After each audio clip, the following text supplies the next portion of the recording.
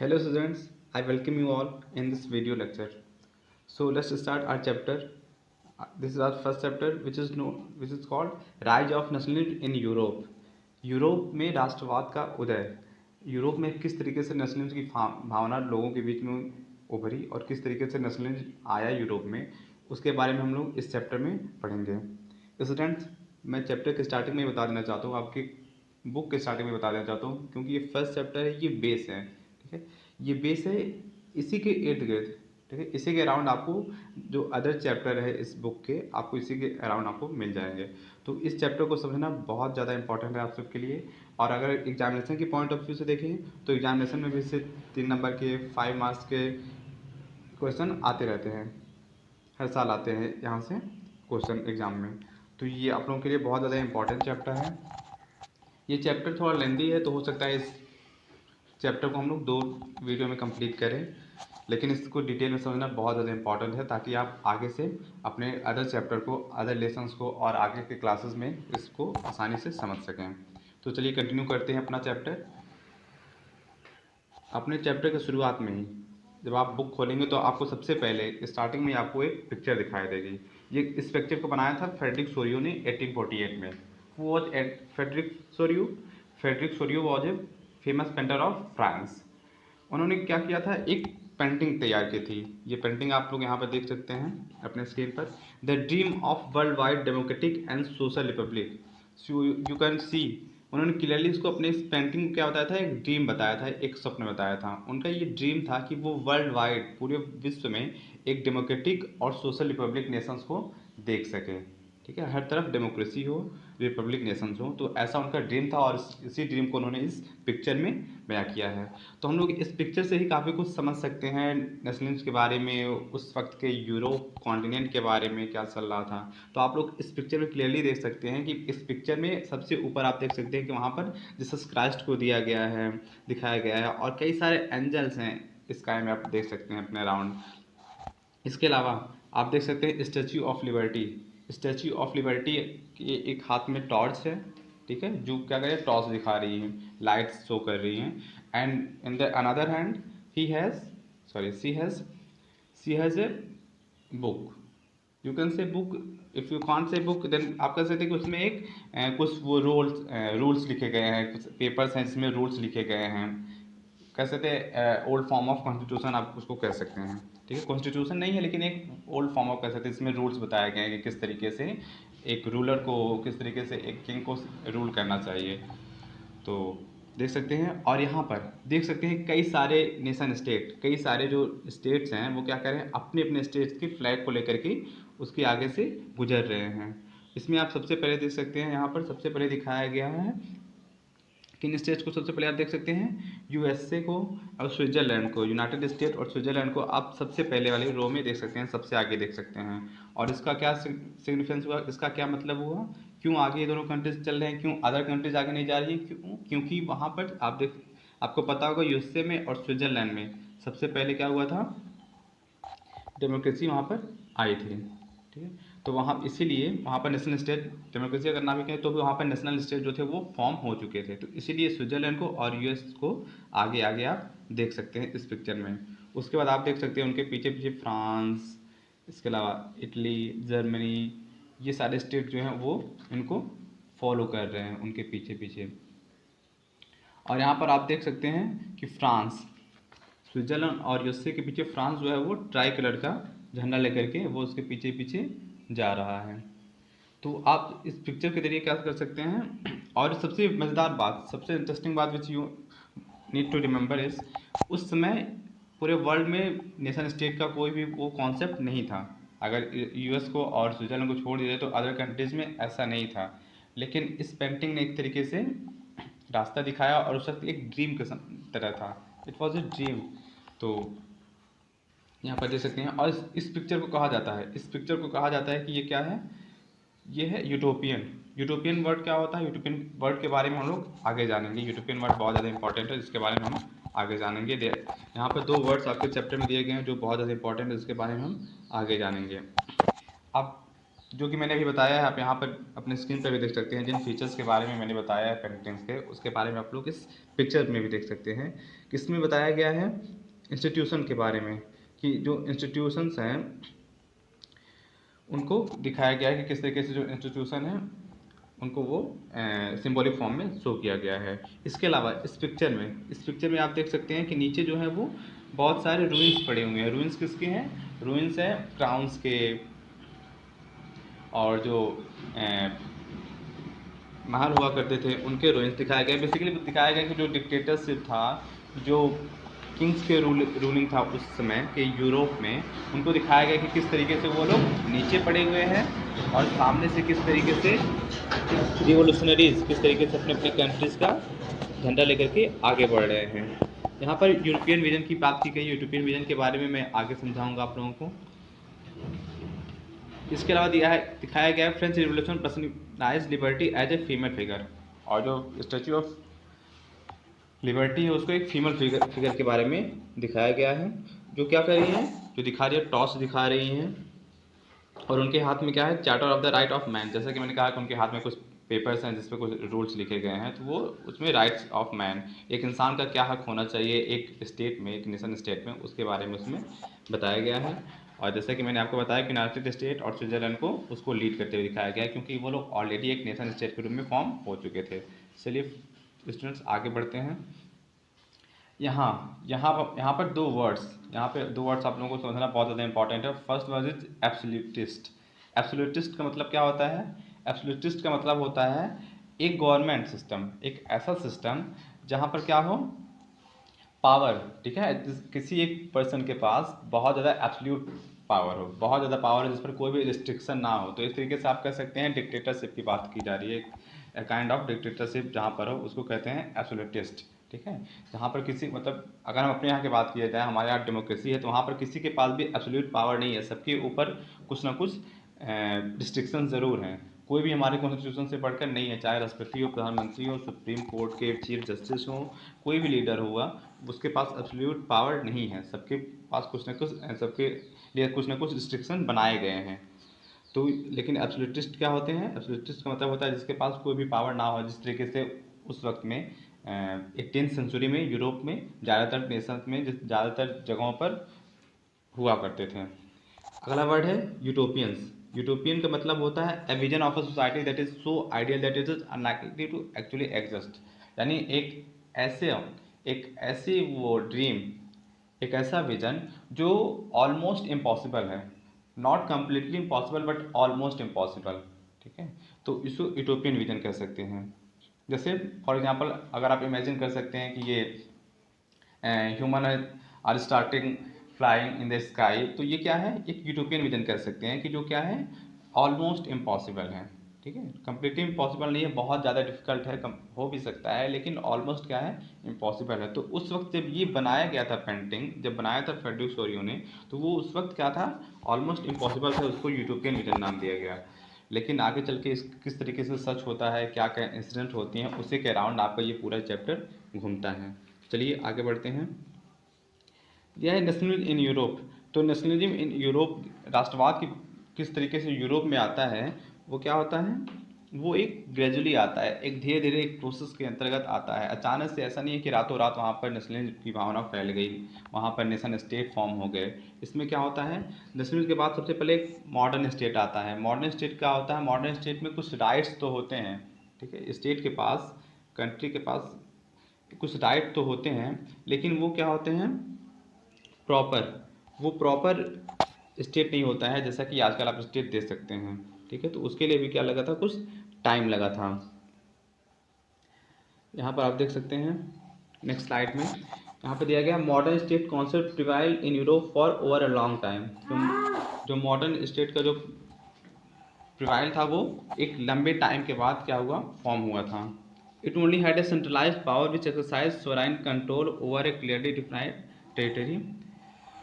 Element of nation state, अब यहाँ पर बहुत ज़्यादा इंपॉर्टेंट है आपको समझना कि एलिमेंट, एक नेशन स्टेट के एलिमेंट क्या होते हैं, यानी आप किसको एक नेशन स्टेट कर सकते हैं। तो यहाँ पर बहुत ज़्यादा इंपॉर्टेंट है, आपको ये याद करना बहुत ज़रूरी है, क्योंकि अक्सर एग्जामिनेशन में यहाँ से क्वेश्चन आ जाते हैं कि एलिमेंट, तत्व क्या होते हैं, मतलब क्या क्या स्पेसिफिकेशन होते हैं, क्या क्या खास बात होती है, क्या पहचान होता है एक नेशन स्टेट का। तो यहाँ पर 3 बातें होना बहुत ज़रूरी है अगर आप नेशन स्टेट की बात करें तो। सबसे पहले तो shared history, common identity and common struggle. यहाँ पर कॉमन आइडेंटिटी तो वर्ड लिख दिया गया है, तो आप अपने नोट्स बनाइएगा तो आप लोग वहाँ पर कॉमन स्ट्रगल लिखिएगा। तो यहाँ पर शेयर्ड हिस्ट्री यानी नेशन के जो लोग हो, ठीक है, उनका जो हिस्ट्री हो क्या हो, उन्होंने आपस में साझा किया हो, ठीक है, एक ही इतिहास रहा हो, उन्होंने साझा किया हो। कॉमन आइडेंटिटी, एक अपनी खुद की पहचान नहीं हो, कॉमन एक ही पहचान नहीं हो, सबकी कॉमन आइडेंटिटी हो। और कॉमन स्ट्रगल, सबने मिल करके स्ट्रगल किया हो एक मॉडर्न स्टेट के, नेशन स्टेट के लिए। तो ये जो होते हैं 3 जो पॉइंट्स हैं, shared history, common identity and common struggle, ये क्या है, एलिमेंट है नेशन स्टेट के। तो प्लीज़ रिमेंबर इट। आगे हम लोग जानेंगे the French revolution and the idea of the nation. French revolution आप लोगों ने क्लास 9th में भी आप लोगों ने पढ़ चुका होगा, और अगर आप देखा जाए तो यहाँ पर फ्रेंच रिवोल्यूशन बहुत इंपॉर्टेंट रोल प्ले करता है नेशनल इन यूरोप में, किस तरीके से राइज होता है में, उसमें बहुत ज़्यादा इंपॉर्टेंट रोल प्ले करता है फ्रेंच रिवोल्यूशन। तो फ्रेंच रिवोल्यूशन का भी थोड़ा बहुत पोर्शन हम इस चैप्टर में पढ़ते हैं, ठीक है। तो फ्रेंच रिवॉल्यूशन का असर क्या पड़ा था उस वक्त के यूरोप में, खास करके फ्रांस में क्या असर पड़ा था, उसके बारे में यहाँ पे कुछ पॉइंट्स दिए गए हैं।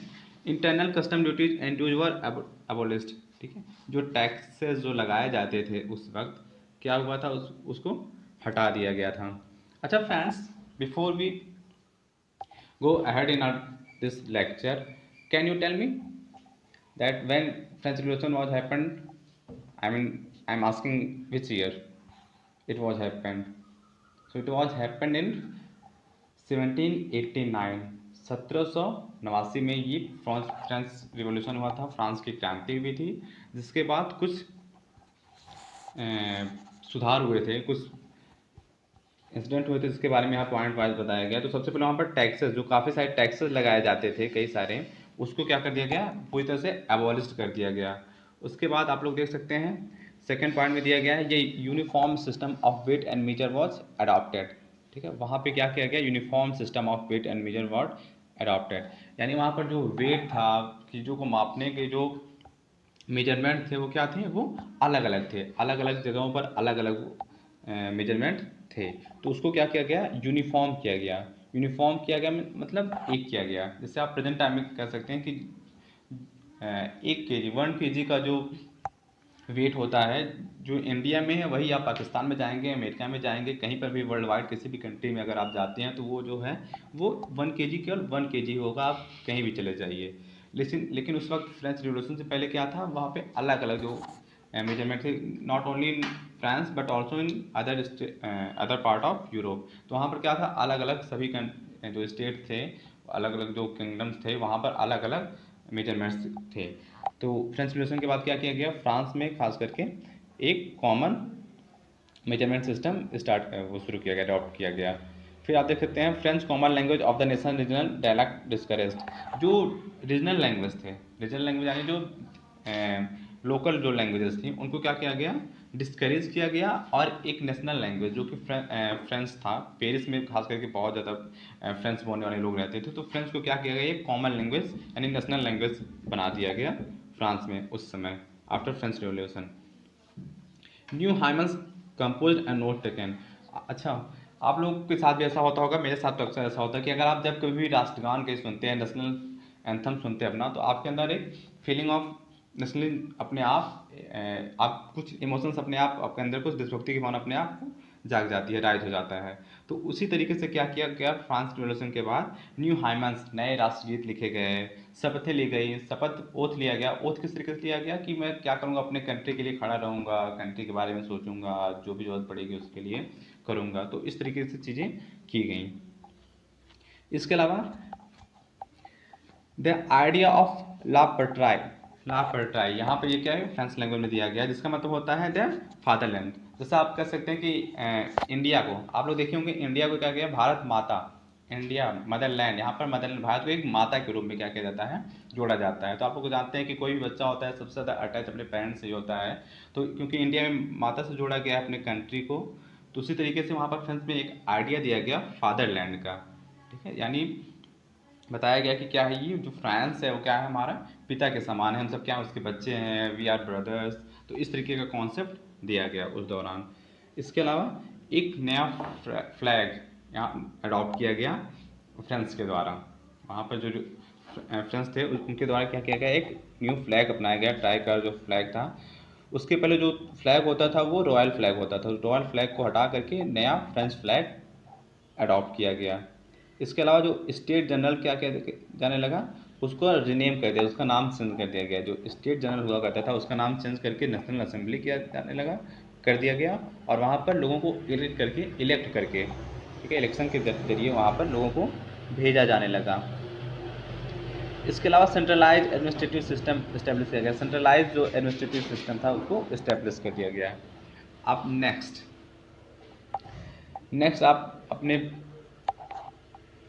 आप देख सकते हैं अपने स्क्रीन पर, the French revolutionaries declare liberation of Europeans from devoted eight there mission Jacobin club. हाँ, जैकोबिन क्लब के बारे में आप लोगों ने क्लास 5 में भी पढ़ा होगा। जब जैकोबिन क्लब क्या होता था, जैकोबिन क्लब क्या होता था, एक क्लब होता था, एक ग्रुप होता था। वहाँ पर लोग एक ग्रुप के लोग इकट्ठे होते थे, कई सारे मतलब जगहों से लोग आते थे, जो पढ़े लिखे लोग होते थे वहाँ पर इकट्ठा होते थे, आपस में डिस्कशन किया करते थे। तो यहाँ पर दिया गया है, तो जब जैकोबिन क्लब ने क्या किया, एक रास्ता तैयार किया।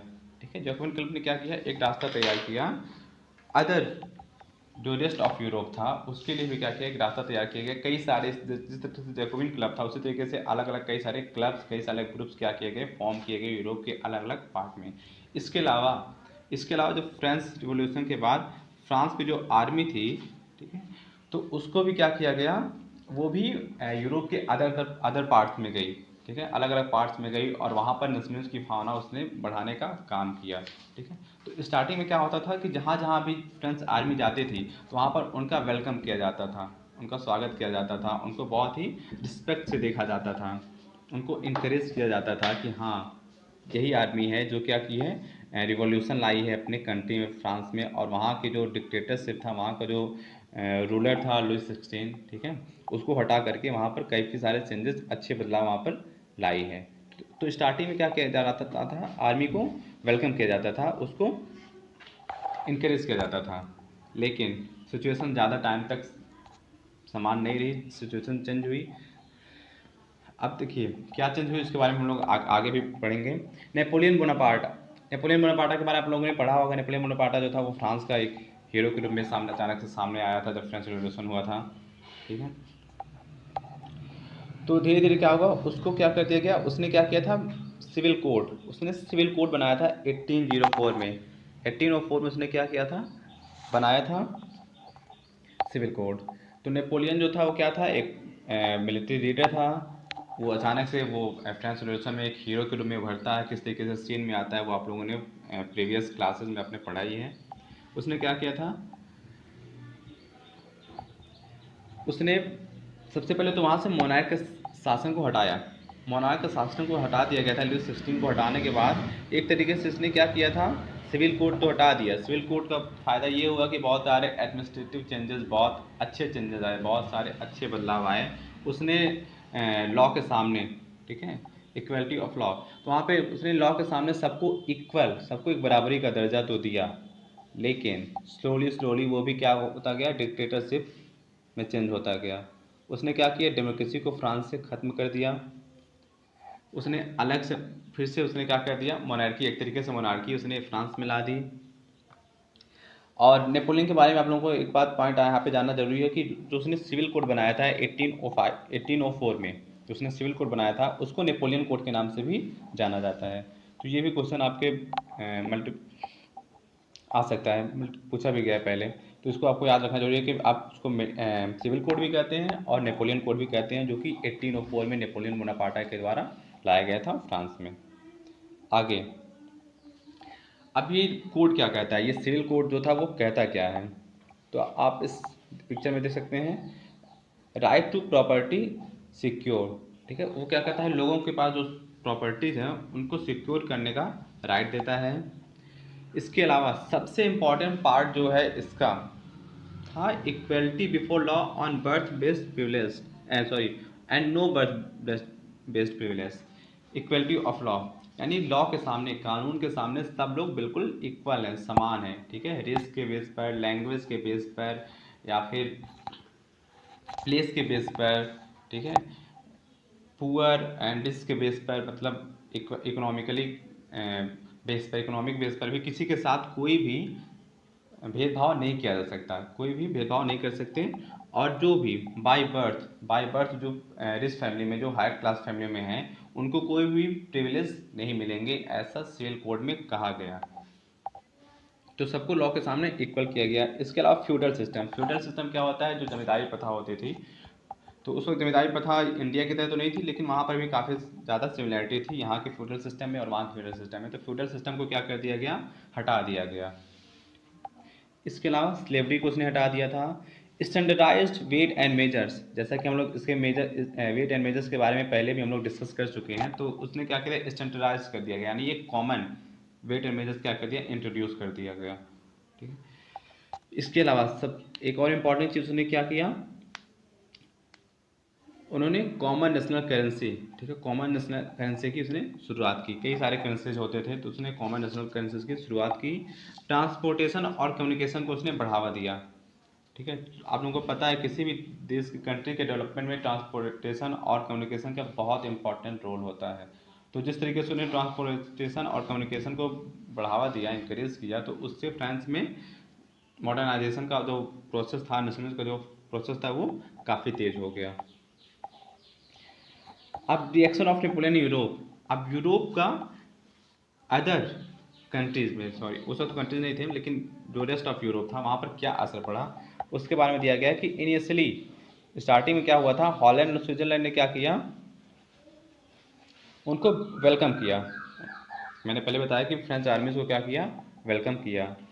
और जो बिजनेसमैन थे वो काफ़ी खुश होते थे, ठीक है, क्योंकि वहाँ पर टैक्स का सिस्टम उसने सुधार ला दिया था, ट्रांसपोर्ट के सिस्टम में उसने सुधार ला दिया था। तो जो बिजनेसमैन थे वो तो काफ़ी खुश थे, लगभग लगभग सभी लोग, स्टार्टिंग फेज की बात की जाए तो सभी लोग काफ़ी खुश थे नेपोलियन बोनापार्टा से। लेकिन स्लोली स्लोली उसने भी अपना रंग दिखाना शुरू किया। तो आगे देखेंगे क्या हुआ, क्यों हुआ, किस तरीके से नेपोलियन बोनापार्टा से लोग परेशान हुए और किस तरीके से उसको हराया गया वाटरलू में।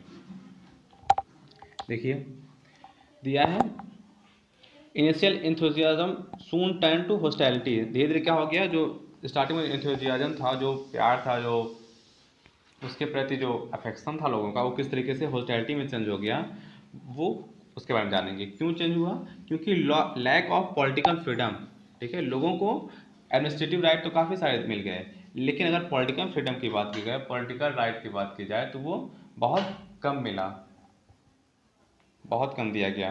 पॉलिटिकल फ्रीडम बहुत कम दिया गया, लगभग न के बराबर दिया गया है। इसके अलावा इंक्रीज टैक्सेशन, टैक्स के सिस्टम में नेपोलियन बोनापार्टा ने काफ़ी सारे सुधार किए, ठीक है। कई सारे जो टैक्स लगते थे उसको तो उसने अलग अलग जो पार्ट जो होते थे फ्रांस के, वहाँ पर जो अलग अलग टैक्स देने पड़ते थे उसको तो उसने खत्म कर दिया, उसको तो उसने कम किया। लेकिन ओवरऑल अगर देखा जाए तो उसने टैक्स की जो दर था, जो रेट था, उसको काफ़ी बढ़ा दिया। तो टैक्स रेट में भी क्या हो गया, बढ़ गया, इससे भी लोग नाखुश हुए। इसके अलावा जो आर्मी में फ्रेंच जो नागरिक थे, फ्रेंच जो थे, उनको क्या कर दिया, फोर्सफुली फ्रेंच आर्मी में शामिल करने का आदेश दिया, शामिल किया करने लगा। क्यों, क्योंकि नेपोलियन बोनापार्टा जो अदर जो स्टेट होते थे, अदर जो यूरोप था, वहाँ पर वो युद्ध उसका चलता रहता था, अलग अलग टेरिटरीज को एक्वायर करने की उसकी इच्छा थी, तो उसके लिए उसको एक बहुत बड़े आर्मी की ज़रूरत थी। तो उस आर्मी को बनाने के लिए, उस आर्मी को फॉर्म करने के लिए उसने क्या कर दिया गया, ऐसा रूल बना दिया कि जो भी फ्रेंच पर्सन हैं, इंडिविजुअल्स हैं, उनको क्या करना है, आर्मी को ज्वाइन करना है और बैटल में लड़ना है। और उसने सेंसरशिप बहुत ज़्यादा लगा दी। तो एक सेंसरशिप की भी एक लिमिट होती है। स्टार्टिंग में क्या होता है, लोग नॉर्मल लाइफ में भी आप देख सकते हैं कि अगर आपके ऊपर कोई भी सेंसरशिप लगता है तो स्टार्टिंग में तो आप किसी तरीके से मैनेज कर लेते हैं, लेकिन हर चीज़ की एक लिमिट होती है। तो जब लोगों को लगा कि सेंसरशिप बहुत ज़्यादा हो जा रहा है, लोग क्या करने लगे, अपने आप को गुलाम, एक तरीके से अपने आप को एक डिक्टेटरशिप के अंदर फील करने लगा कि उसको उनको डिक्टेट किया जा रहा है। तो लोगों ने क्या किया, फिर से उसका विद्रोह करना शुरू कर दिया। दिया the making of nationalism in Europe. अब यूरोप, ये तो रही फ्रांस की बात, ये तो था बैकग्राउंड, ठीक है। लेकिन बाकी यूरोप में क्या हो रहा था, उसके पहले क्या इंसिडेंट हुआ था, तो उन सब के बारे में हम लोग अब जानते हैं। यार mid 18th century no nation state Europe were there. Mid 18th century, ठीक है, मिड 18th सेंचुरी में कोई भी मॉडर्न स्टेट, नेशन स्टेट का कोई भी कॉन्सेप्ट नहीं था उस वक्त यूरोप में। There were only kingdom, duchies and cantons whose ruler had their autonomous territories. अलग अलग किंगडम्स उस समय वहाँ पर थे। आगे दिया गया है, in this kingdom live different people with different culture and identities. तो उस वक्त कोई भी नेशन स्टेट का वो तो था नहीं, कॉन्सेप्ट था नहीं, तो जो किंगडम्स होते थे उसमें डिफरेंट पीपल, बहुत अलग अलग तरीके से लोग रहते थे, अलग अलग कल्चर को फॉलो करने वाले, अलग अलग आइडेंटिटीज़ वाले, अलग अलग लैंग्वेज को बोलने वाले लोग रहते थे। तो इतने सारे उसमें डिफरेंसेस थे कि उसमें यूनिटी को, पॉलिटिकल यूनिटी लाना बहुत ज़्यादा मुश्किल काम था। उनके अंदर कोई भी कॉमन चीज़ नहीं था, केवल एक कॉमन चीज़ क्या था कि वो क्या करते थे, बधे हुए थे। किससे बधे हुए थे?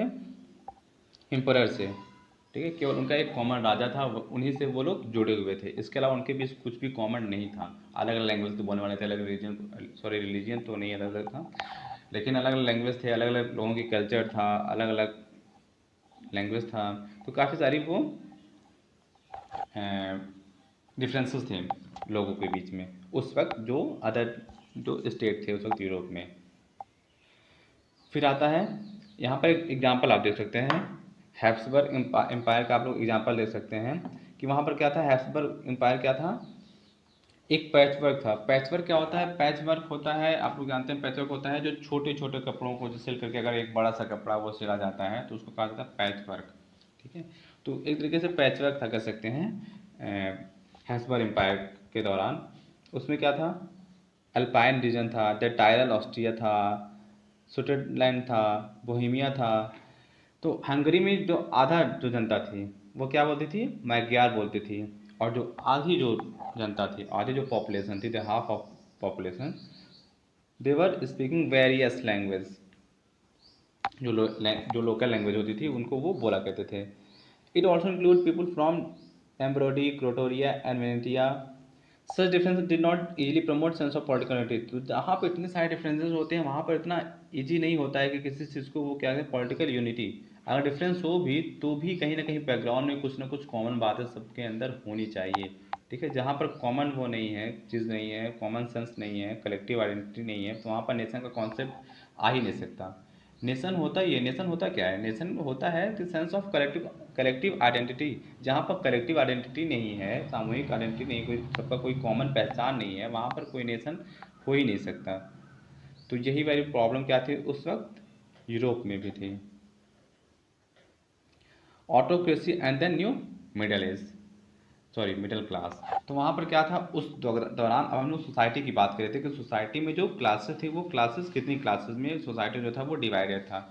तो यहाँ पर दो क्लासेस थी, ठीक है। उस वक्त सोसाइटी में केवल दो मेजर क्लासेस थी, aristocracy and the new middle class. Aristocracy and the new middle class, आपको याद रखना है ये दो क्लासेस के बारे में, ठीक है, क्योंकि यहीं से बहुत सारे वो नई क्लासेस निकलेंगी, रिवॉल्यूशनरीज यहीं से निकलेंगे, तो उसके बारे में आपको जानना बहुत ज़्यादा ज़रूरी है। तो एरिस्टोक्रेसी क्या होता है और न्यू मिडिल क्लास क्या होता है, उनकी क्या क्या खासियत होती है, उसके बारे में हम लोग आगे स्लाइड से जानते हैं। तो एरिस्टोक्रेसी जो होती थी वो क्या थी, एक क्लास, ठीक है, एक क्लास से बनी हुई थी, ठीक है। उनमें रीजनल डाइवर्सिटीज़ तो काफ़ी ज़्यादा थी, ठीक है, वो अलग अलग जगहों से आते थे, डाइवर्सिटीज़ तो काफ़ी ज़्यादा थी अगर रीजनल देखा जाए। लेकिन लेकिन फिर भी वो क्या होते थे, एक दूसरे से बंधे हुए थे। कैसे बंधे हुए थे वो लोग, क्या करते थे, कनेक्टेड कैसे थे, मैरिज से, शादी के जरिए, ठीक है। वो लोग आपस में क्या किया करते थे, टाइज किया करते थे, मैरिज के जरिए आपस में संबंध स्थापित किया करते थे। और वो क्या थे, माइनॉरिटीज़ में। अरिस्टोक्रेसी जो थे वो माइनॉरिटीज़ में थे। इसके अलावा आपको अरिस्टोक्रेसी के बारे में आपको जानना बहुत ज़्यादा ज़रूरी है कि ये भले ही माइनॉरिटी थे लेकिन ओन क्या करते थे, एक लार्ज प्रॉपर्टी, ठीक है। अगर हम प्रॉपर्टीज़ की बात की जाए, अगर इकोनॉमिकल सिचुएशन की बात की जाए, तो ये क्या थे, बहुत रिच हुआ करते थे। तो एरिस्टोक्रेट्स वो थे जो बहुत ज़्यादा रिच होते थे, जो आपस में बंधे होते थे विवाह के जरिए, माइनर थे, ठीक है, और सोशली और पॉलिटिकली बहुत ज़्यादा पावरफुल थे। यानी कह सकते हैं अरिस्टोक्रेट्स का मतलब होता है जो हायर क्लास फैमिली थी यूरोप की, उसको अरिस्टोक्रेट्स का नाम दिया गया। ठीक है, इसके अलावा जो सेकंड क्लास था वो क्या था, पीजेंट्स का था, फार्मर्स का था। ठीक है, तो ये इनका जो नंबर था वो क्या था, बहुत ज़्यादा था। ठीक है, ये मेजॉरिटी में थे लेकिन बहुत गरीब होते थे। ठीक है, उनके बीच में कोई भी ऐसा कुछ जिस तरीके से वो टाइज होते थे, मैरिज टाइज होते थे एरिस्टोक्रेट्स में, तो उनके बीच में इस तरीके का कोई भी रूल नहीं था। ठीक है, तो उनमें कोई भी कॉमन आइडेंटिटी इस तरीके से नहीं थी। तो हाँ, एक बात और, एरिस्टोक्रेट्स जो थे, एरिस्टोक्रेट्स कहाँ पर होते थे, एरिस्टोक्रेट्स बेसिकली होते थे ईस्टर्न पार्ट में, और जो पीजेंट्स होते थे वो होते थे वेस्टर्न पार्ट में, यूरोप के वेस्टर्न पार्ट में। तो ये भी आपको याद रखना बहुत ज़्यादा इंपॉर्टेंट है।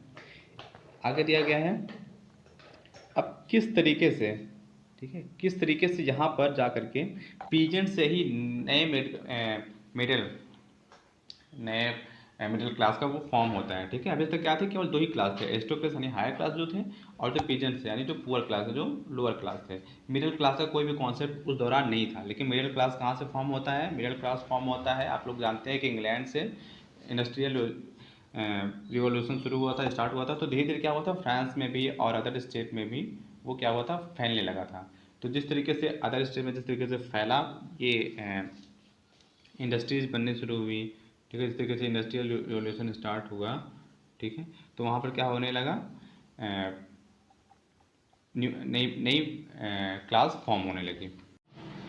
तो इस तरीके से हम कह सकते हैं कि जिस तरीके से इंडस्ट्रियलाइजेशन बढ़ा, लोगों ने इंडस्ट्रीज इस्टेब्लिश की, लोग धीरे धीरे क्या करने लगे, उनके प्रोडक्शन होने लगा, तो धीरे धीरे क्या हुआ, एक नया क्लास फॉर्म हुआ जिसको मिडिल क्लास के नाम से हम जानते हैं। ठीक है, तो यही मिडिल क्लास जो था वो आगे चल के क्या होता है, रिवोल्यूशन स्टार्ट कर देता है, रिवोल्यूशनरीज बन जाते हैं। तो मिडिल क्लास के यही आगे चल के रिवोल्यूशनरीज का काम करने लगते हैं। अब आपके चैप्टर में आता है एक नया वर्ड, लिबरलिज्म। तो लिबरलिज्म क्या होता है, उदारवाद जिसको कहते हैं हिंदी में। ये क्या होता है, ये होता है, ये वर्ड जो बना वो बना है लिबर वर्ड से। लिबर वर्ड का मतलब होता है फ्री, यानी आज़ाद। अब लिबर केवल वर्ड से, केवल फ्री अगर आपको वर्ड मिल जाए तो उससे आप नहीं समझ सकते हैं कि लिबरलाइजेशन होता क्या है असल में। तो लिबरलाइजेशन क्या होता है, फ्री। फ्री यानी आज़ाद होना। तो आज़ाद तो आप कई तरीके से कर सकते हैं, जैसे मान लीजिए कोई अगर किसी कैद में है, ठीक है, किसी को इसने किडनैप कर लिया या फिर जेल में है, तो वहाँ से अगर वो फ्री होता है तो वो क्या, उसको कह देना कि वो लिबरलाइज हो गया? नहीं, उसको नहीं कहा जाएगा। अगर आप कोई सामान लेते हैं तो उसके साथ आपको कुछ चीज़ें अगर फ्री मिलती हैं तो क्या वो लिबरलाइजेशन है? नहीं, वो नहीं है।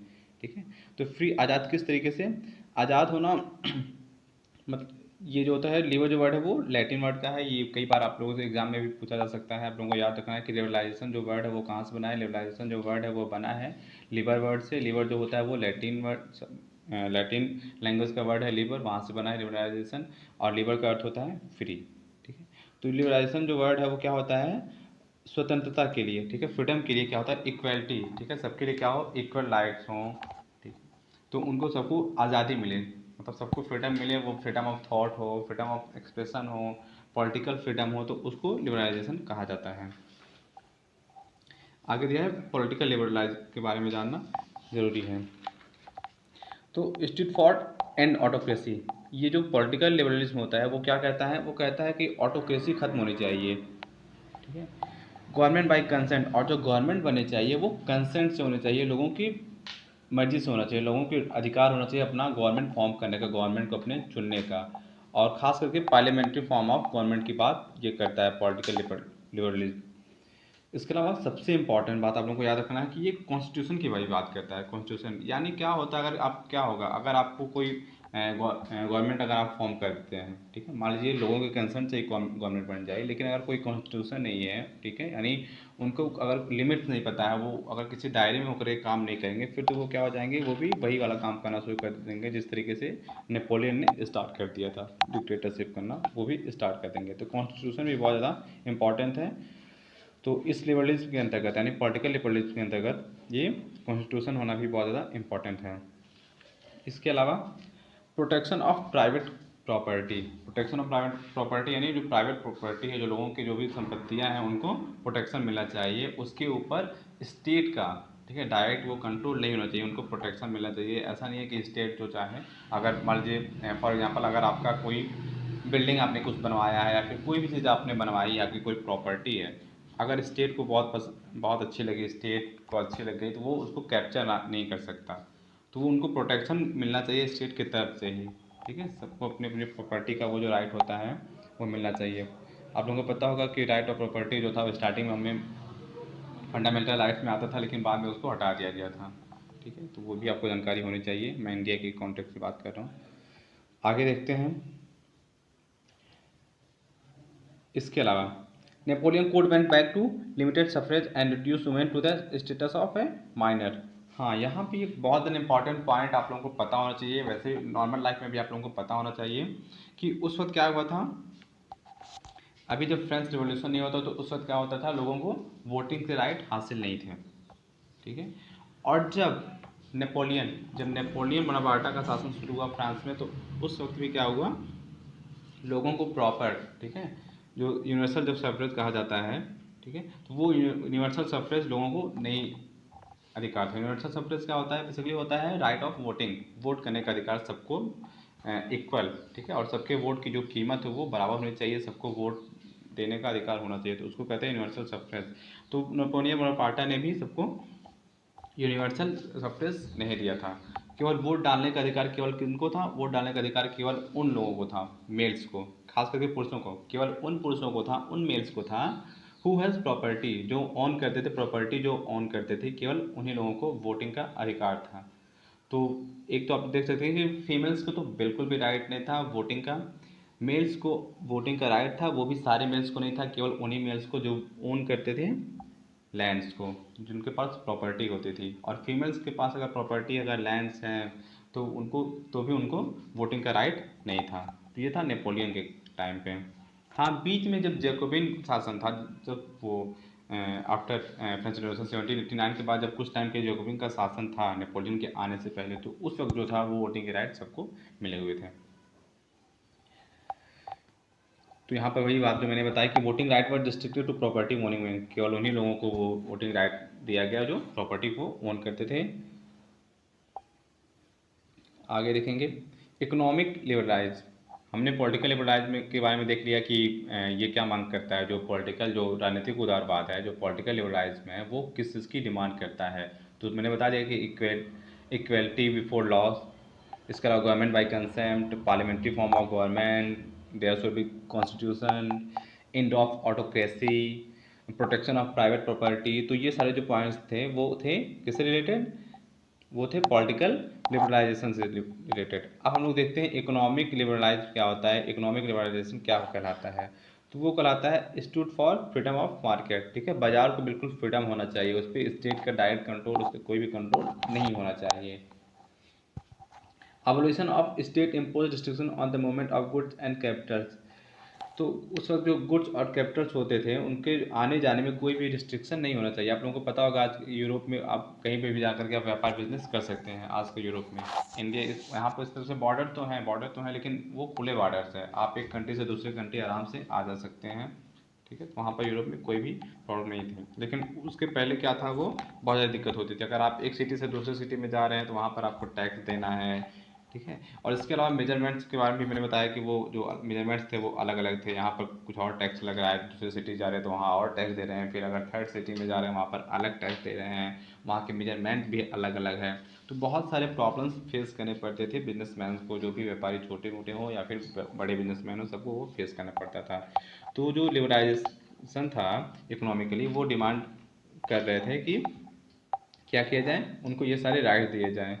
ठीक है, जो भी जो वो चाहते थे कि रिमूव कर दिया जाए कस्टम बैरियर्स को, जो भी वो बैरियर थे जो व्यापार के मार्ग में, उसको क्या कर दिया जाए, रिमूव कर दिया जाए, पूरी तरीके से हटा दिया जाए, और कॉमन एक करेंसी हो, कॉमन वेट और मेजर्स हों, तो उन सब की डिमांड वो कर रहे थे।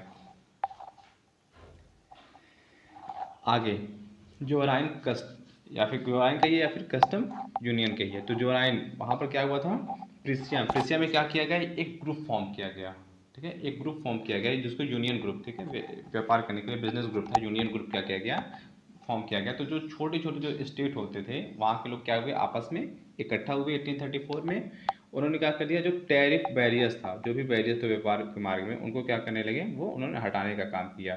क्या क्या किया उन्होंने क्या कर दिया, जो करेंसीज थी, क्योंकि बहुत सारे छोटे छोटे स्टेट होते थे, बहुत सारे छोटे छोटे सिटीज़ थे जहाँ पर वो काफ़ी सारे रूलर्स वो रूल किया करते थे, तो वो सब इकट्ठा उन्होंने क्या किया, आपस में एक समझौता किया, एक एग्रीमेंट किया। उन्होंने क्या किया, जो 30 करेंसीज होती थी उनको लेस करके, उनको कम करके, रिड्यूस करके उन्होंने क्या कर दिया, 30 to 2 पर लाए। दो, केवल 2 करेंसीज रह गई। इसके अलावा उन्होंने क्या कर दिया, रेलवे को क्या किया, प्रमोट किया। ठीक है, रेलवे का जो जाल होता है, मोबिलिटी जो थी उसको बढ़ाया, ताकि one place to another place if you want to go for business purpose you can go easily. तो इसके लिए उन्होंने क्या किया, रेलवेज को बढ़ाया।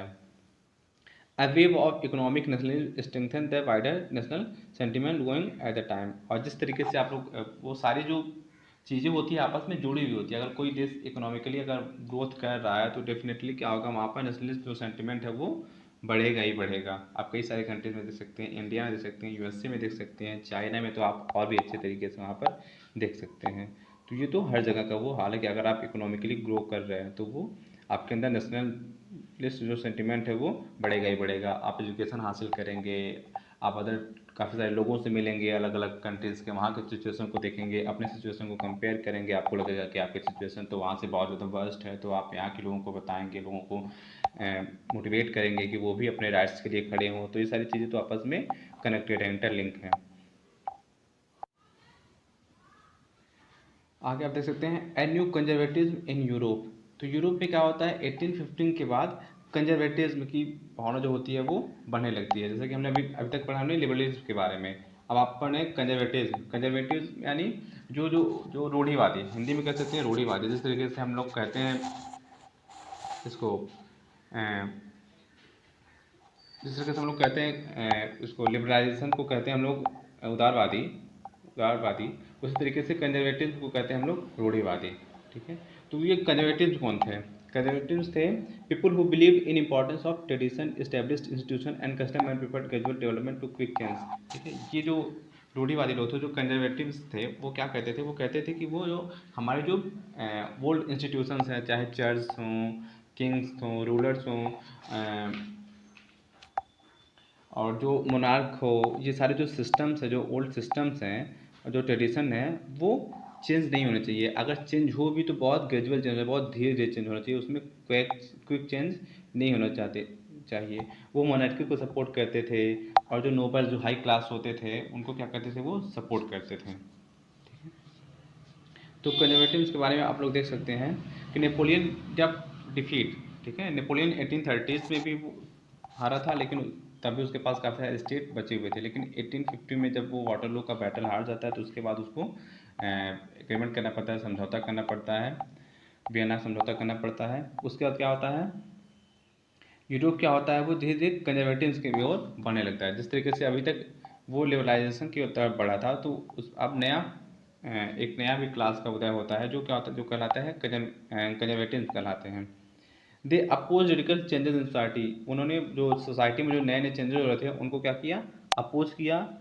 लेकिन टोटली उसने, जो नेपोलियन थे, नेपोलियन ने जितने सारे रूल्स बनाए थे, जिसको फॉलो कर रहा था, तो उसने कम्प्लीटली उसको चेंज नहीं किया। उन्होंने कुछ जो चेंजेस थे, खास करके जो एडमिनिस्ट्रेशन के फील्ड में जो चेंज थे, उसको उन्होंने हटाया नहीं। ठीक है, क्योंकि उनको वो जो था वो सही लगा, और वो लोग समझ चुके थे, अब तक समझ चुके थे वो लोग कि अगर उनको रिवॉल्यूशन से बचना है, अगर उनको लोगों के अपोजिशन से बचना है, अपोज लोग ना करें, तो उनको क्या करना होगा, कुछ ना कुछ लोगों को लालच देना पड़ेगा, कुछ ना कुछ थोड़े से रूल्स जो हैं उनको लिबरल करने पड़ेंगे, कुछ नियम कुछ ढीले करने पड़ेंगे। ठीक है, तो उन्होंने इस तरीके का उन्होंने काम किया। अब ट्रीटी ऑफ वियना के बारे में भी पढ़ लेते हैं, थोड़ा सा समझ लेते हैं। ट्रीटी ऑफ वियना क्या था, ट्रीटी ऑफ वियना क्या था, 1815 में हुआ था। वाटरलू के वॉर जब नेपोलियन बोनापार्ट हार गया था, तो नेपोलियन को हराने में कितने कंट्रीज ने, कई सारे कंट्रीज ने मिल करके उसको वाटरलू में हराया था। और उसमें जो मेन कंट्रीज थे वो थे ब्रिटेन, रूस, प्रूसिया, ऑस्ट्रिया।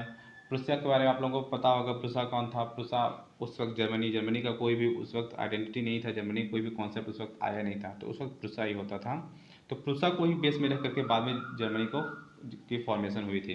तो ये जो चारों कंट्रीज थी, ब्रिटेन, रसिया, प्रूसा और ऑस्ट्रिया, उन्होंने मिल करके क्या किया था, नेपोलियन को हराया था। और बाद में वो लोग वियना में मिले थे एक सेटलमेंट के लिए, एक एग्रीमेंट के लिए। और ये जो था, ये जो कांग्रेस था, ये जो मीटिंग था, वो किसने हेड किया था, वो ऑस्ट्रिया का चांसलर था ड्यूक मटरनिक। ड्यूक मटरनिक जो थे उन्होंने क्या किया था, इस मीटिंग को हेड किया था।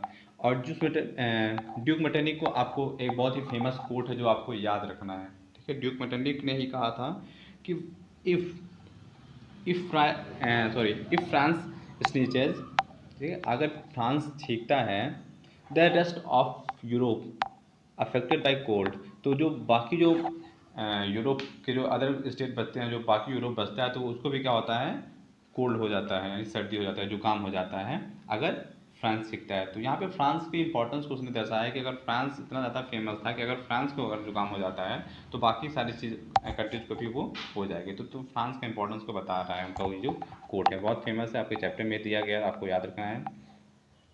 अब वियना, वियना जो था, वियना में जो ट्रीटी हुई थी उसके कुछ इंपॉर्टेंट पॉइंट आपको याद रखने बहुत ज़्यादा ज़रूरी है। आप लोगों को पता होगा कि फ्रेंच रिवॉल्यूशन से पहले फ्रांस में लुई 16 का राज था।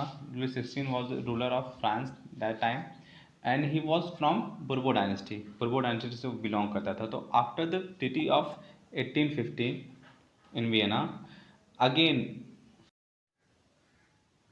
जैसा कि हम सबको पता है कि फ्रेंच रिवॉल्यूशन से पहले फ्रांस में किस डायनेस्टी का शासन था, लुइस 16 किस डायनेस्टी से बिलोंग करता था, वो बिलोंग करता था बुर्बो डायनेस्टी से। तो 1850 में जब वियना ट्रीटी हुआ था, ट्रीटी ऑफ वियना हुई थी, तो उस अगेन क्या कर दिया गया था, बुर्बो डायनेस्टी को पावर दे दिया गया था फ्रांस में। फ्रांस में वापस से नेपोलियन के बाद क्या कर दिया गया था, जो फ्रांस की जो टेरिटरी थी उसको दे दिया गया था बुर्बो डायनेस्टी की किंग को। उसके बाद सेकेंड जो स्टेप लिया गया था वो लिया गया था, कई सारे स्टेट, कई सारे छोटे छोटे स्टेट क्या कर दिया गया था फ्रांस के चारों तरफ, around France series of new state got form. क्यों कर दिया गया था, उनको फॉर्म क्यों कर दिया गया था, ताकि आगे से फ्रांस जो एक्सपेंशन ना कर पाए, ठीक है। तो कई सारे छोटे छोटे स्टेट को क्या कर दिया गया था, फॉर्म कर दिया गया था, ताकि अगर फ्रांस आगे से भी अगर एनेक्स किसी और की टेरिटरी करनी चाहे, एक्सपेंशन करना चाहे, तो वो इन सभी जो स्टेट हैं वो उसको दबा दे, उनको डिफीट कर दे स्टार्टिंग में ही, आगे वो बढ़ने ना पाए। इसके अलावा क्या कर दिया गया था, kingdom of the Netherland was set up in the north, जो नीदरलैंड था उसको क्या कर दिया गया था, उत्तर में नॉर्थ में सेटअप कर दिया गया था। जिनेवा को क्या कर दिया गया था, साउथ में सेटअप कर दिया गया था। इसके अलावा पिसा जो था उसको क्या कर दिया गया, वेस्टर्न फ्रंटियर, वेस्टर्न का पार्ट दे दिया गया था।